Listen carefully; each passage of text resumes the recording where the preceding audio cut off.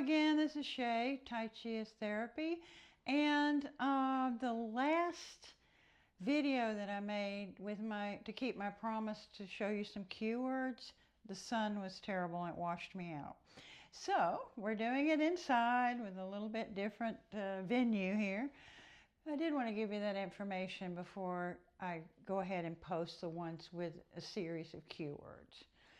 So basically the video was about introducing you to some words that are actually a part of the cue words that you wouldn't know what I was talking about if I didn't explain that up front. And the first one is called tiger's mouth. It's this configuration with your hand. And there'll be several movements where you're moving like this with tiger's mouth. And martially, where that came from, it's a martial arts move if you went that direction with it. But in Tai Chi, a lot of times it leads the moves, like in brush knee, it'll go here, and then it'll turn, and then you go forward. I want to talk a little bit about brush knee and white stork in this video, but not very much, just a little bit.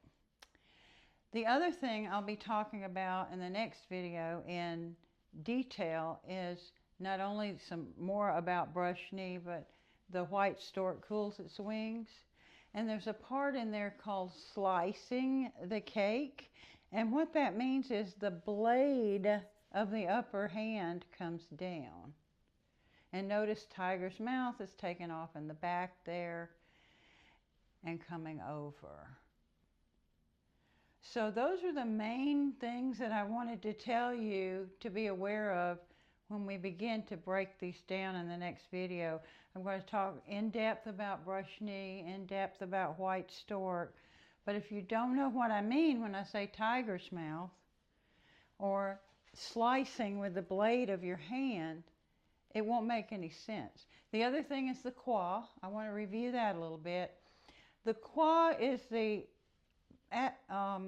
anatomy in between the upper leg and the hip here.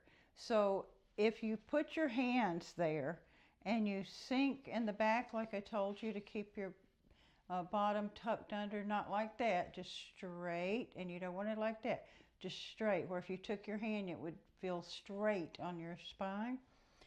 Then your quads, this area, would actually cause a little wrinkle in your clothing. That's how you can tell if you're tucked correctly and your quads, K-U-A, are relaxed. If they're not relaxed, the upper and lower body, it's, how do I explain this? The chi doesn't travel as easily because this is tight, like a hose or something that's too tight. So you want to loosen it so that the chi can go from top to bottom and vice versa, out through your arms and everything. So that's it. That's just the introduction to the cue words. In the next video, we're going to go into more depth with that, and I hope it'll be helpful to you. A lot of times my students would go home and they go, wait a minute, what did she say? What leg, what hand? But if I gave these little hints, cue words, it seemed to help a lot of my students. So I hope it'll help you. Thank you for tuning in. Bye.